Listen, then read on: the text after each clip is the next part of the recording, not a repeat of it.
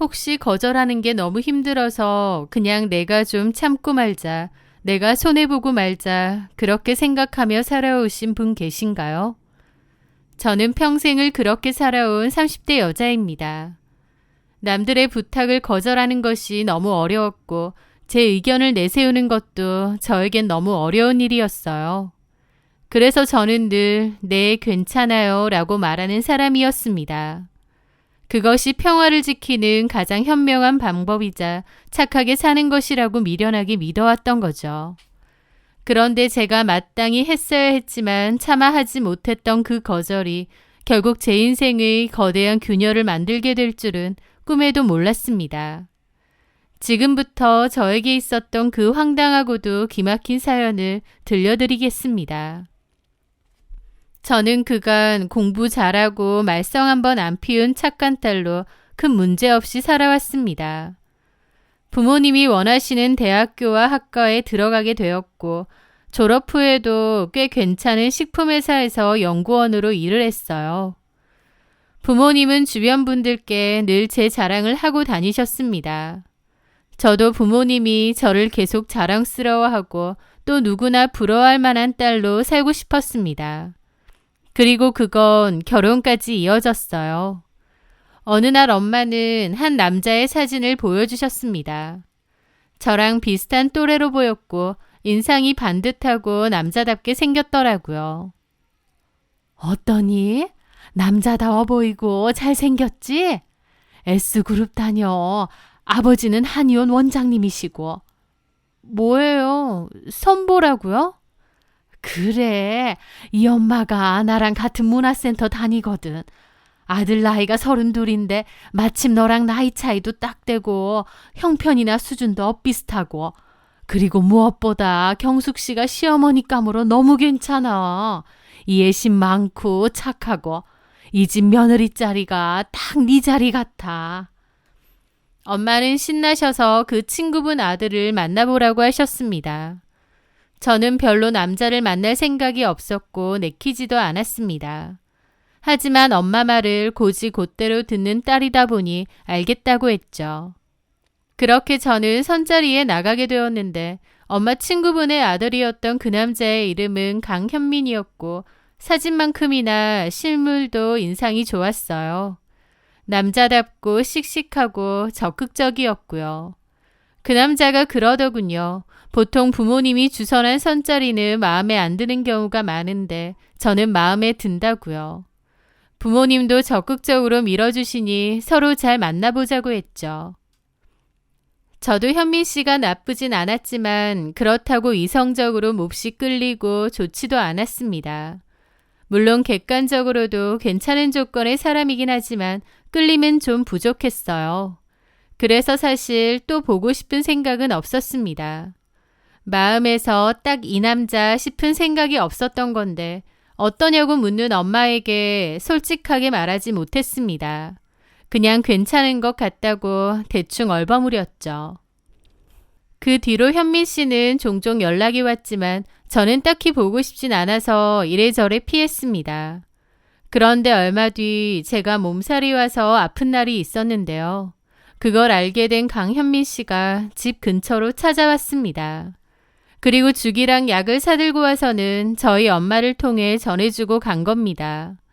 저희 엄마는 너무 괜찮은 남자 같다고 잘 만나보라고 막 그러셨고 저도 저에게 잘하려는 그 사람이 좋아 보이더라고요.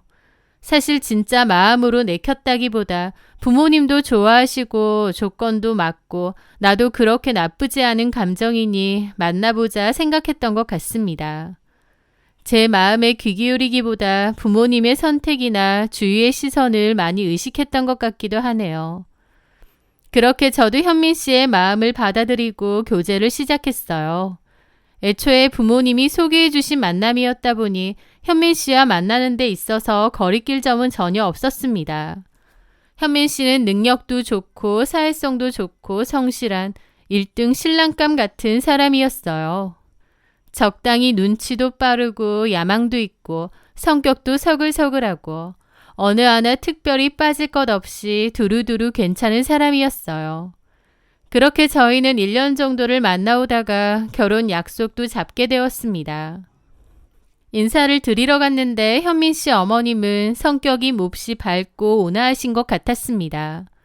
결혼도 전인데 저에게 벌써 아가라고 부르시면서 며느리 대하듯 잘해주셨고요. 나중에 현민 씨에게 들었는데 어머님은 좀 멀리 떨어진 지역의 시골 출신이라고 하셨습니다. 20살 때까지 시골에서 사시다가 일자리 구하러 서울로 오셨고 아버님 병원에 직원으로 일을 하셨대요. 아버님은 어머님을 보고 한눈에 반했고 결국 혼전 임신으로 현민 씨가 생겼다고 했습니다. 그런데 아버님과 어머님의 집안 형편 차이가 꽤 났고 현민 씨 친할머니께서 특히 반대를 많이 하셨대요. 어머님이 시골 출신인데다 가방끈도 짧은 것을 별로 탐탁치 않아 하셨답니다. 며느리감으로 영 마음에 안 드신 거죠. 그래서 어머님도 시집살이를 꽤나 당하셨다고 하더라고요. 그러다가 현미 씨의 할머니, 할아버지 두 분이 다 돌아가시고 나서야 좀 자유롭게 고향에도 오고 가고 친구분들하고 왕래하며 지내신다고 했죠. 어쨌든 며느리인 제 입장에선 시아버지 자리보다 시어머니 자리가 더 중요한데 저희 엄마 말씀대로 어머님은 성격이 밝고 좋으신 것 같아서 저도 마음이 한결 놓였습니다. 그렇게 저희는 양가의 적극적인 추진 끝에 결혼을 하게 되었어요. 시댁에서 36평 아파트를 마련해 주셨고 저는 그에 걸맞는 혼수를 넣었습니다. 그리고 남편 차도 한 대 바꿔주었고요. 그렇게 저희의 결혼 생활은 시작되었습니다. 남편과 저의 결혼 생활은 별다른 문제 없이 평탄했습니다. 싸우거나 부딪힐 일도 거의 없었고 평일에는 각자 일하고 저녁에는 식사를 같이 하거나 술을 한 잔씩 하고 주말에는 나들이를 가거나 마트에 가는 등 여느 신혼부부와 다를 것 없이 소소하고 행복하게 잘 살았습니다. 결혼이 주는 안정감이 컸고 좋았어요. 시댁에 한 달에 한 번 정도 가야 했고 어머님이 저한테 종종 전화하시는 일이 있긴 했지만 전화를 하셔도 빨리 끊는 편이었고 크게 불편하거나 거슬릴 만한 것은 아니었습니다. 그러던 어느 날 어머님이 퇴근하려는 제게 전화를 하셨습니다. 아가, 마침 잘 됐다. 가는 길에 우리 집 잠깐 들려서 반찬 좀 들고 가라. 현민이가 좋아하는 거 만들어놨어. 네, 알겠습니다, 어머님. 그렇게 저는 가는 길에 어머님의 부름을 받고 시댁에 가게 되었어요. 지연아, 너 사회생활 하느라 또 집에서 살림하느라 많이 힘들지? 저는 어머님이 저 고생할까봐 하시는 소리인 줄 알았습니다. 그래서 웃었죠. 힘들긴요. 괜찮습니다. 그런데 어머님이 그러시더라고요. 얼마나 바쁘고 정신없으면 집안일에 영 신경을 안 쓰고 사는 것 같더라고. 너네 집 한 번씩 가보면 군데군데 먼지도 너무 많고 바닥도 잘 안 닦는지 양말이 새카매지더라. 어머님이 갑자기 타박을 하시니까 저도 좀 당황스럽기도 하고 민망하기도 했어요. 청소기는 이따금씩 돌리는데. 내가 너 타박하는 거 아니다. 너도 일하는데 집안일에 신경 쓰기 힘든 거 내가 모르겠니? 네. 내가 이런 말 하는 이유는 너네 집에 일하는 사람 하나 들이면 어떨까 싶어서 그래. 네? 일하는 사람이요? 어머님 말씀이 선뜻 이해가 되지 않았습니다. 제가 아이를 키워서 집안일에 신경을 못 쓰는 것도 아니고 또 어머님 성에는 안 찰지언정 집이 그렇게 지저분하거나 엉망인 상태도 아니었거든요. 오며 가며 남편이랑 저랑 적당히 치우고 정리하면서 사는데 굳이 일하는 사람까지 쓰시라고 하니 놀랐죠. 저희 그런 거 필요 없어요, 어머니. 사실 겸사겸사 그렇게 해줬으면 해서. 왜요? 나랑 친한 고향 친구가 있거든. 일자리가 좀 필요해서 말이다. 그분이 저희 집안일을요? 아니, 그 친구 딸. 딸이요? 네 또래야. 실은 한 1년 전쯤에 걔가 이혼을 했는데 너무 어린 나이에 결혼을 해서인지 딱히 할 수 있는 게 마땅치 않다네. 그 언니가 나더러 어디 일자리 없느냐고 하는데 걔가 학력도 낮고 사일 경험도 별로 없다 보니 어디 회사 들어가기도 마땅찮은가 보더라고. 그렇긴 해도 제 또래면 차라리 기술 같은 거 배워서 취업하는 게 더 나을 텐데. 걔가 별로 그런 애살이 없나 봐. 지 먹고 살 돈 정도만 벌다가 적당히 재치 자리 있으면 보낼까 싶다고 하더라고. 걔가 살림을 또 잘한다네. 그러면서 나한테 물어보는 거야. 너네가 어차피 맞벌이 한다고 집안 살림도 신경 못 쓸 텐데 그런 걸 걔가 좀 도와주면 어떻겠느냐고. 그럼 어머님 댁에 그 따님분을 쓰시면 되잖아요. 아유, 큰일 날 소리. 니네 시아버지 성격 모르니? 나 집에 있는데 살림 맡아줄 사람 쓴다고 해봐라. 생 난리칠 거다. 그래서 너한테 부탁하는 거잖아. 친한 친구가 부탁하는데 모른 체 하기도 그렇고. 그렇다고 무슨 거지 적선하듯이 내가 돈을 보내주는 것도 말 안 되고. 어머님 마음과 사정은 잘 알겠지만 일단 저희 집은 사람이 전혀 필요 없었습니다. 게다가 아무리 어머님과 친한 지인분의 딸이라고 해도 저는 모르는 사람이잖아요. 신혼집에 낯선 사람이 들락날락 하는 것도 싫었습니다. 그래서 거절을 하고 싶었는데 거절 못하는 제 성격이 또 발동 걸린 거죠. 머릿속으로는 분명 거절을 해야 한다, 안 된다고 해야 된다고 하면서도 도저히 입이 떨어지지 않는 겁니다. 어머님은 계속 그렇게 하자고 부추기고 있고요. 그렇게 저는 등 떠밀리듯 알겠다고 했습니다. 그러자 어머님은 그 사람 월급은 어머님이 보내줄 테니 걱정 말고 편하게 쓰라고 하셨습니다. 제 돈 한 푼 안 들이고 성가신 집안일을 누군가가 대신해 준다는 거다 보니 상황만 보면 너무 편했죠. 그럼에도 낯선 사람이 집에 온다는 것이 내키지는 않았지만 그래도 어머님 부탁이니 그러기로 했습니다. 그렇게 그 여자가 집에 왔어요. 이름은 송혜연이라고 하더라고요. 저랑 나이가 동갑이라고 했고 수수한 인상이었습니다. 이혼하고 사는 형편이 많이 어렵다고 해서 기운이 좀 어두운 사람일 줄 알았는데 막상 만나보니 아니었어요. 오히려 굉장히 밝고 쾌활한 편이었고 성격도 통통 튀더라고요. 집안일을 꼼꼼하게 잘해줄 수 있을까라는 의구심도 있었는데 생각보다 집안일을 잘해주었습니다.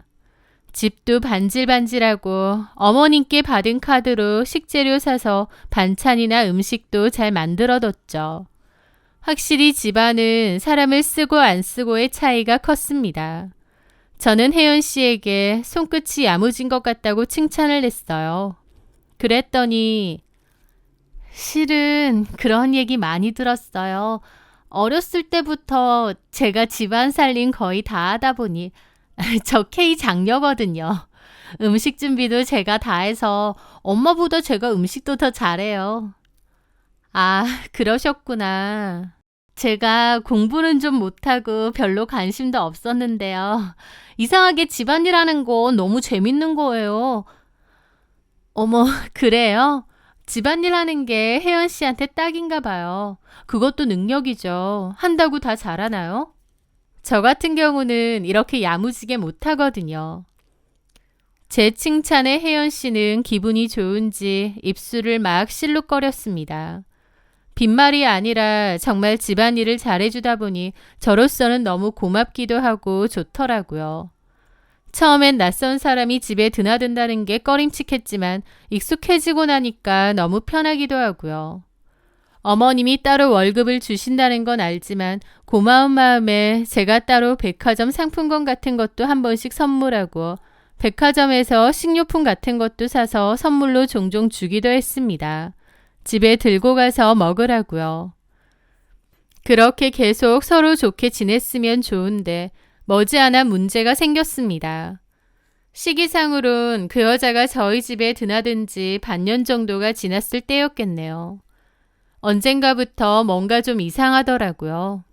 집에 와도 빨래가 쌓여 있거나 음식물 쓰레기가 안 비워져 있거나 바닥에 먼지가 그대로 있거나 분명 혜연 씨는 매일 출근은 하는 것 같고 어머님이 월급도 따박따박 주는 걸로 아는데 혜연 씨는 언젠가부터 집안일을 제대로 안 하고 있었던 겁니다. 처음에는 별 얘기를 안 했어요. 제 성격상 불편한 얘기를 하기도 힘든 데다 어쨌든 어머님 지인분의 딸이잖아요. 좀 마음에 안 들었지만 그래도 말을 하기가 더 불편했던 거죠. 그런데 갈수록 심해지는 겁니다. 나중에는 제가 집에 와서도 따로 빨래를 돌리거나 분리수거를 해야 했는데 아무리 생각해도 이건 좀 아니지 않나 싶은 거예요. 어쨌든 어머님이 매달 월급을 지불하는데 정작 본인 일은 제대로 하지도 않고 집안일은 제가 다시 하고 있으니까요. 결국 한참 고민하다가 얘기를 꺼냈어요. 혜연 씨, 어제도 분리수거가 전혀 안 되어 있어서 내가 했거든요.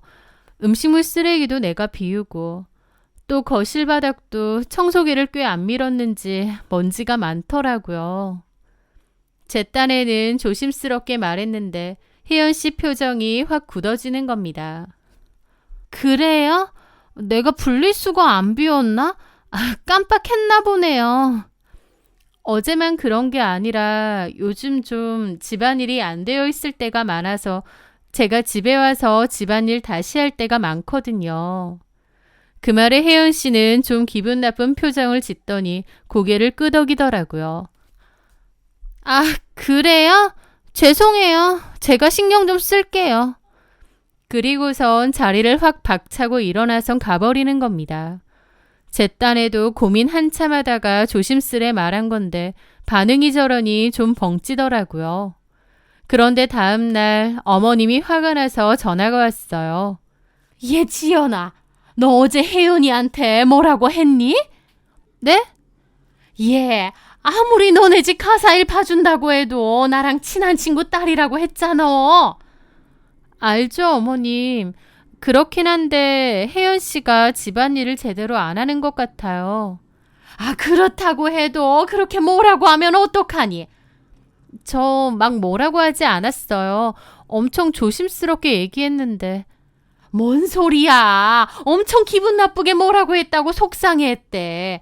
그 친구도 나한테 전화해서 기분 상해하더라. 니네 며느리 왜 그러냐고. 사람 무시하냐고.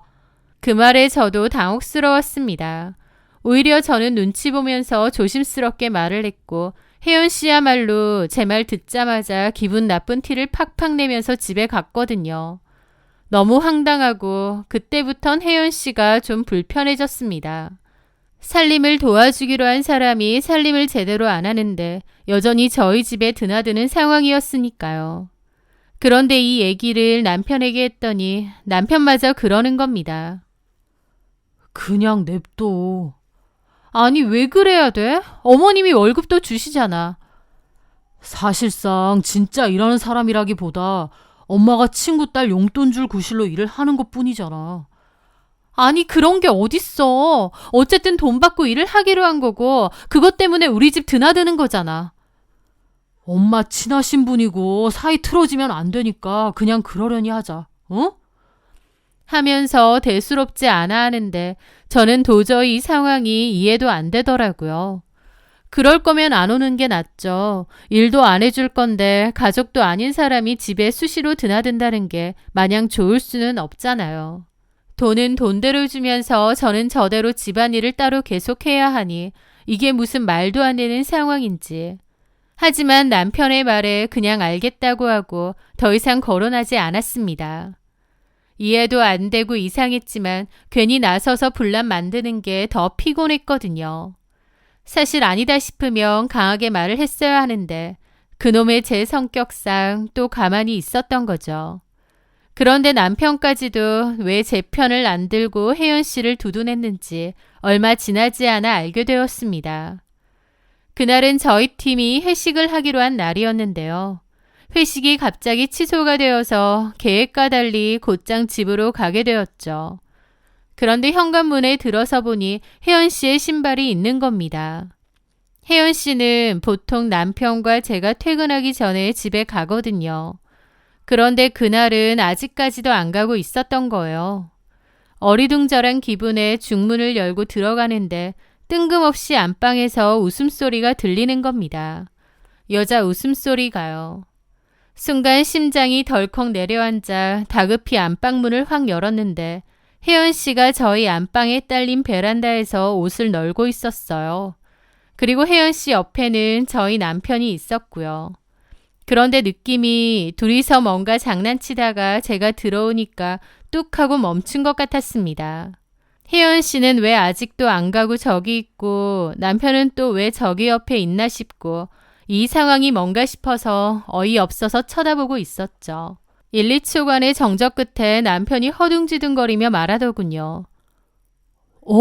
자기야, 일찍 왔네? 지금 뭐해? 혜연 씨가 빨래만 널고 집에 간다고 하더라고. 그래서 내가 좀 도와주고 있었어. 그 말에 혜연 씨도 그러는 겁니다. 저 혼자 해도 되는데 도와주신다고 하길래. 아, 네. 그러면서 갑자기 혜연 씨는 남편이 손에 들고 있던 남편 속옷을 팡팡 털더니 널더라고요. 그 순간 혜연 씨 손에 들린 남편 속옷이 너무 거슬리는 겁니다. 그냥 건조기 쓰시면 되는데 뭐하러 다 널고 계세요? 건조기 쓰면 옷감 상하잖아요. 그러고 있는데 남편은 그때까지도 멀거니 서 있더라고요. 당신은 뭐하고 계속 서 있어? 그렇지. 그러면서 남편은 어색한 웃음과 함께 저를 지나쳐 거실로 나갔습니다. 혜연 씨는 새초롬한 얼굴로 계속 빨래를 널고 있었는데 뭔가 말할 수 없는 찝찝함을 느끼며 혜연 씨를 쳐다보았습니다. 왜 그러세요? 아니요. 빨래 다 널었거든요. 저는 그만 퇴근할게요. 제가 있어서 불편하신가 보다. 그렇게 혜연 씨는 비꼬듯이 말하고는 나갔습니다. 어이없더라고요. 그리고 아무리 생각해도 좀 전에 남편과 있던 상황은 어처구니가 없었습니다. 남편은 혜연 씨를 도와주려고 했다지만 제가 느낀 기류는 그렇지 않았거든요. 저는 그날 처음으로 혜연 씨와 남편의 관계를 의심했습니다. 그냥 빨래 넣는 거 도와줄 수도 있지 않냐 싶지만 베란다가 넓은 것도 아니고 남편이 그 비좁은 데 서서 굳이 도와줄 게 뭐 있나요? 옷이 많지도 않은데요. 저는 고민 끝에 이 일을 친구에게 털어놨는데 친구도 놀라더라고요. 야, 그거 진짜 좀 이상하다. 너도 없는데 안방에서 둘이서 뭘 하고 있었던 거래? 빨래 넣는 거 그거 뭐라고 굳이 가서 돕고 있냐고. 좀 꺼림칙하다. 근데 이걸 뭐라고 해? 얘기하면 나만 이상한 사람 될 게 뻔한데. 친구는 골똘히 고민하다가 말하더라고요. 말은 하지 말고 몰래 좀 찍어보는 게 어떨까? 몰래 찍으라고? 전에 TV 재연 드라마에서 보니까 홈캠 같은 거 살짝 설치해서 집 찍어보던데. 작아서 가리기도 쉽고 내내 녹화되니까 뭔가 찝찝하면 그렇게 해보는 것도 나쁘지 않을 것 같은데? 저는 그 말에 골똘히 생각을 했습니다. 혜연 씨와 남편 사이에 뭔가가 있나 싶은 것도 있었지만 또 한편으론 혜연 씨가 매일같이 집에 오는데 왜 집안일을 안 하는지 그 시간 동안은 도대체 뭘 하는지 궁금하긴 하더라고요. 물론 혜연 씨 동의도 없이 찍는다는 건 불법이죠. 하지만 저 혼자 의심하고 끙끙 앓는 것보다 그렇게 직접 확인해 보는 게 더 나을 것 같았습니다. 그래서 저는 홈캠을 주문했고 거실 책장에 살짝 가리듯이 올려두었습니다. 장식품으로 가려두니까 신경 써서 보지 않으면 모르겠더라고요. 하여튼 그렇게 작은 CCTV를 설치하고 낮 시간 동안에 혜연 씨를 지켜봤습니다. 혜연 씨는 서너 시 정도에 집에 오더라고요. 예전에는 남편과 제가 출근하면 바로 집에 와서 집안일 싹 해놓고 일찍 퇴근했던 것 같은데 갈수록 출근 시간이 늦어지더니 이제는 서너 시에 출근하고 6시쯤에 가는 것 같았습니다. 게다가 제 예상대로 와서 집안일도 제대로 안 하더라고요. 자기 집 마냥 가방 던져놓고 소파에 드러눕더니 핸드폰으로 뭘 한참 보고 놀더라고요. 저희 집에 있는 간식도 꺼내 먹고 주스도 꺼내 먹고 자기 집 마냥 그렇게 1시간가량을 놀고는 그제서야 일어나서 정리 대충 하더니 핸드폰 보면서 청소기를 설렁설렁 돌렸습니다. 어쨌든 며칠 지켜보니 집안일은 정말 설렁설렁 대충 왔다 간 티 정도만 내는 수준으로 하더라고요. 황당하지만 그래도 예상은 했고 이 카메라를 설치한 목적은 이게 아니었기에 개의치 않았습니다. 그런데 며칠 뒤 웬일인지 혜연 씨는 집에 오자마자 열심히 집안일을 하더군요. 그런데 1시간가량 집안을 쓸고 닦곤 거울을 보며 화장도 고치는 겁니다. 그리고 잠시 후 들어온 사람은 남편이었습니다. 반차를 쓴 건지 뭔지 평소보다 일찍 들어왔더라고요. 그런데 더 놀라운 건 남편이 들어오니까 혜연 씨가 달려가서 팔짱을 끼는 겁니다.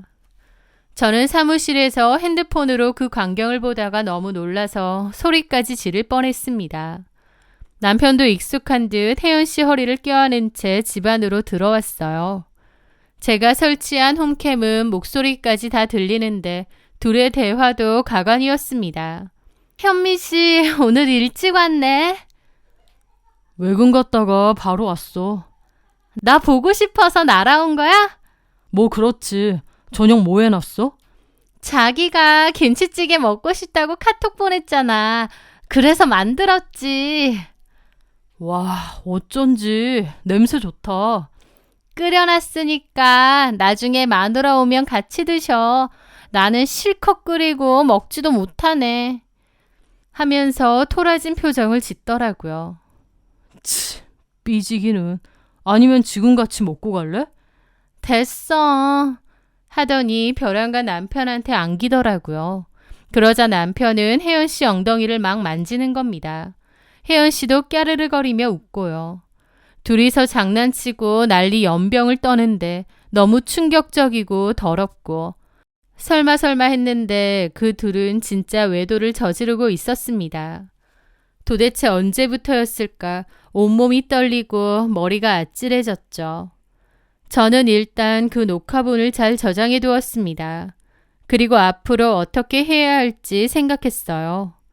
이 사실을 드러낸 순간 온 집안이 다 뒤집어질 거고 저는 바로 이혼을 준비해야겠죠. 저 역시도 이혼에 따른 구설수에 오르내릴 거고요. 주변 친척들과 지인들에게 이혼녀 딱지가 붙을 거였습니다. 그 후폭풍이 무섭지 않은 건 아니었어요. 솔직히 그런 거 감수 못할 것 같으면 그냥 넘어가고 참는 게 맞을 겁니다. 하지만 제가 이 현장을 두 눈으로 직접 봤는데 후폭풍이 무서워서 못 본 채 할 순 없었어요. 다른 사람이 내 인생 살아줄 것도 아닌데 나에 대해서 뭐라고 하든 말든 그게 뭐가 중요할까? 다른 사람 눈치가 뭐가 중요할까 싶더군요. 그렇게 잠깐의 고민 끝에 앞으로는 그 어떤 것도 참지 않기로 결심했습니다. 부모님께도 남편에게도 이 녹화 영상을 대놓고 보여주겠다 결심했습니다. 이런 꼴을 보고 아무렇지 않게 덮고 살면 제 속이 썩다 못해 문드러질 것 같았거든요. 그렇게 저는 내일이라도 당장 시부모님에게 몽땅 얘기하겠다고 벼르고 있었습니다. 그날 저녁 남편에겐 티는 안 냈고요. 다음날 저는 시부모님을 집에 초대했습니다. 그리고 송혜연에게도 연락했어요. 시부모님 집에 오시는 것 때문에 식사 준비를 해야 되는데 와서 좀 도와달라. 내가 오늘 일한 비용은 따로 더 주겠다고요. 돈 더 준다고 하니 송혜연은 알겠다고 하고 왔죠. 송혜연은 집에 들어오더니 저희 남편하고는 대면대면한 척을 하며 인사를 하는데 둘이 어떤 사이인 줄 아는데 그러고 있으니 얼마나 가증스럽던지요. 이가 바득바득 갈렸죠. 그런데 집에 들어온 송혜연이 좀 놀라더라고요. 음식하는 거 도와달라 하시더니 식재료가 아예 준비가 안 되어 있네요. 뭘 하시려고. 그러는 와중 시부모님도 때마침 오셨습니다. 저는 아무런 대꾸도 하지 않고 문을 열었습니다. 시부모님도 들어오시더니 송혜연이 있는 걸 보고 놀라시더라고요. 어머나, 혜연이 네가 여기 어쩐 일로? 안녕하세요 이모. 사모님이 부르셨어요. 음식하는 거 도와달라고. 지연이가? 어머님은 그러면서 주방을 둘러보셨습니다. 근데 뭐가 하나도 없네. 저는 어리둥절해하는 시부모님과 남편 그리고 성혜원을 둘러보며 말했습니다. 제가 이렇게 오시라고 한 건요. 보여드릴 게 좀 있어서요. 드릴 말씀도 있고요. 저는 그러면서 TV 화면을 켰습니다. 폰과 연동이 되게 해놓고 곧바로 그 녹화 장면을 틀었어요. TV에서는 송혜연이 저희 집에 와서 소파에 드러눕는 게 나왔습니다. 화면 속에 자기가 보이자 송혜연은 몹시 놀라더라고요. 이게 뭐예요? 저 몰래 찍은 거예요? 미쳤어요? 왜 사람을 몰래 찍어요? 하면서 호들갑을 떨며 난리를 치는 겁니다. 그 말에 저도 화가 나서 나지막이 그랬죠. 닥치고 좀 봐. 상황 파악 안 되니? 네가 지금 나한테 난리칠 때 아닐 텐데. 저는 살면서 남에게 그런 말은 처음 해봤습니다.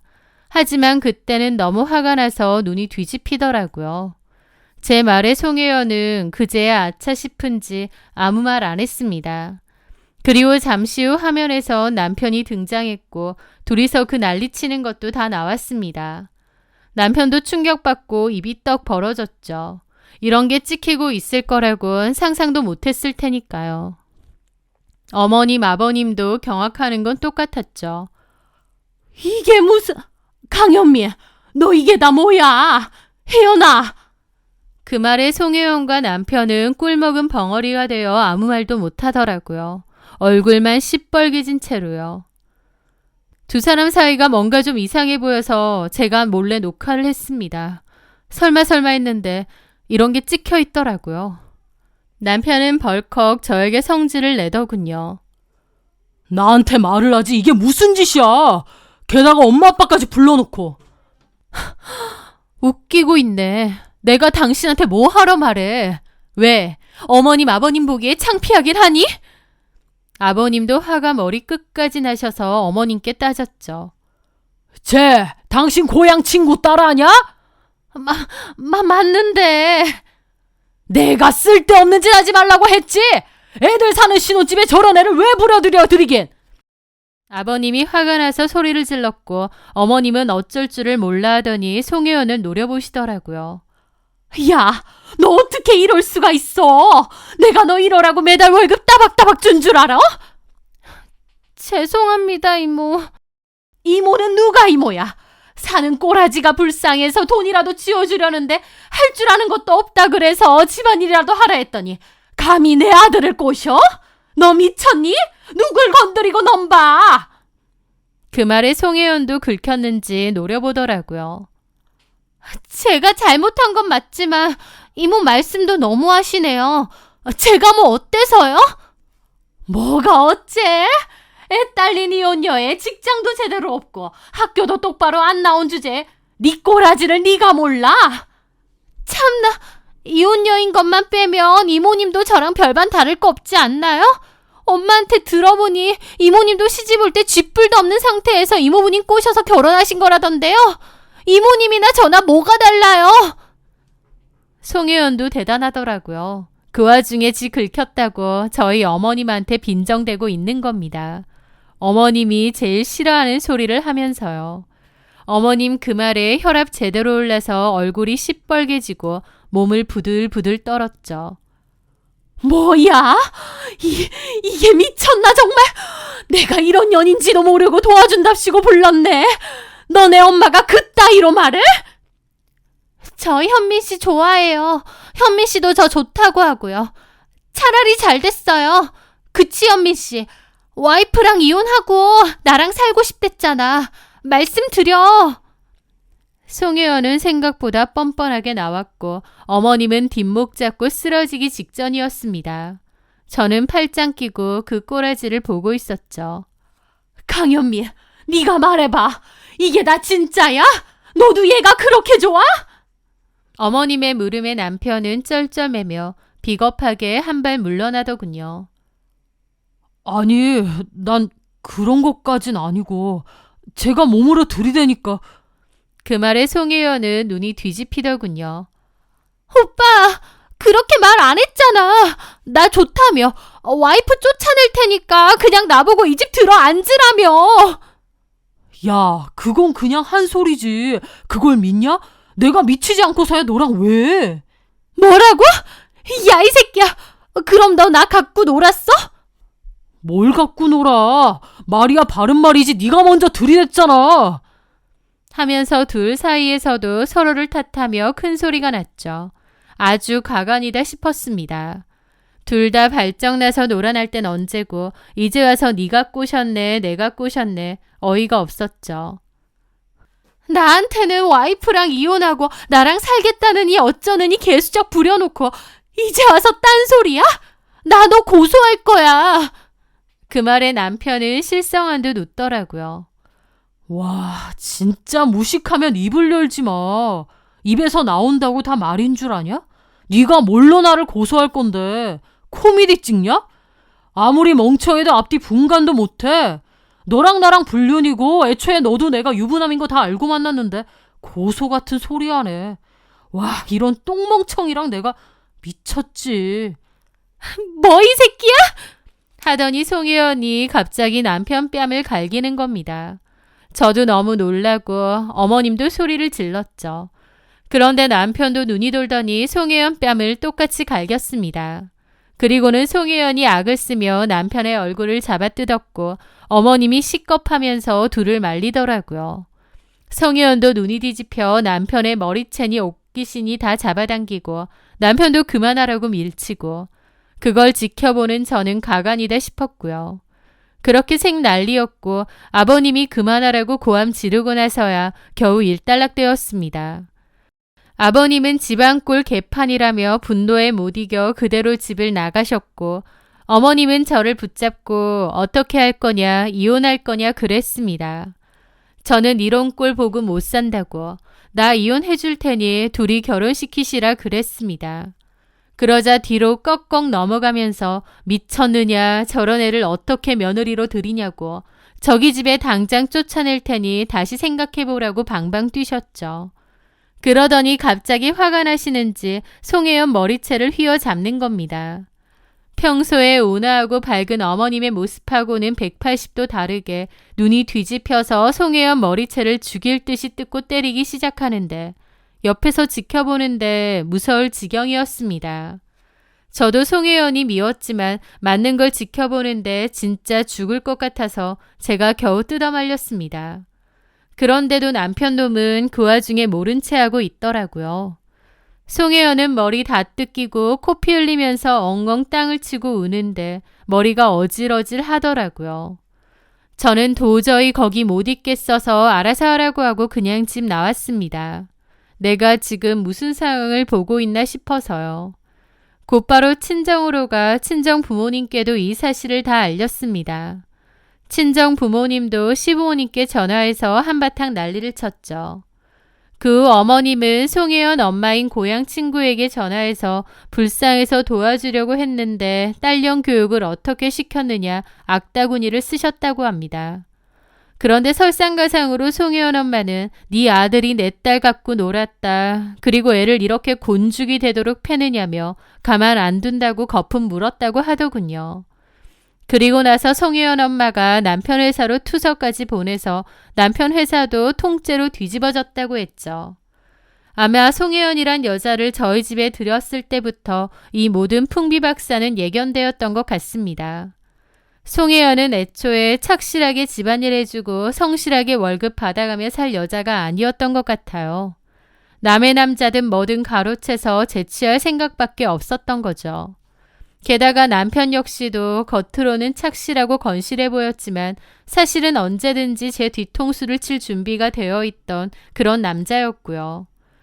그런 일을 겪은 후 저는 빠른 이혼 소송을 감행했고 남편과 송혜연에게 위자료 소송도 걸었습니다. 그리고 소송 과정에서 알게 된 건데 송혜연이 과거에 이혼했던 이유도 송혜연의 남자 문제 때문이라고 했습니다. 송혜연이 결혼 생활 도중 밖에서 남자를 몰래 만나다가 들켰고 그걸로 이혼당하면서 아이 양육권도 뺏긴 거더라고요. 저희 어머님은 사람 하나 잘못 들였다고, 집이 이 모양 이 꼴이 날 줄은 몰랐다고, 자기가 잘못 생각했다고 우셨는데, 물론 어머님도 잘못하셨지만 어쨌든 당사자는 남편이잖아요. 기회가 됐다고 바로 그런 여자랑 놀아나고 저를 배신한 건 남편이니까요.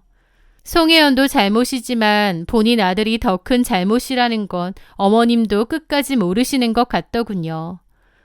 어쨌든 저는 이혼을 속행했고 결국 제 승소로 잘 끝이 났습니다. 저는 그 와중에도 주변 시선 걱정해서 소송 너무 오래 끌지 말고 적당히 끝내라는 엄마 아빠 앞에서 처음으로 목 놓아 울었습니다. 나 그동안 엄마 아빠 말 잘 듣는 착한 딸로 살아왔는데 다른 것도 아니고 이런 꼴까지 직접 보고 어떻게 남들 눈 생각해서 적당히 하라는 소리가 나오느냐. 엄마 아빠에게 나는 안중에도 없느냐면서요. 다른 사람 눈 체면 신경 쓴다고 딸 속이 다 썩어 문드러져도 상관없냐는 저의 말에 저희 부모님도 적잖이 놀라셨죠. 그런 일로 인해 부모님과도 작은 갈등은 있었지만 나중에 저에게 미안하다고 사과하셨어요. 그때 부모님께 앞으로는 내가 원하는 대로 내 마음이 가는 대로 살 거라고 말씀드렸습니다. 거절도 해본 사람이 해본다고 이 나이 먹도록 거절도 잘 못하고 남들 신경 써가며 살았는데 그게 얼마나 어리석은 건 줄 이제는 다 깨달았다고요.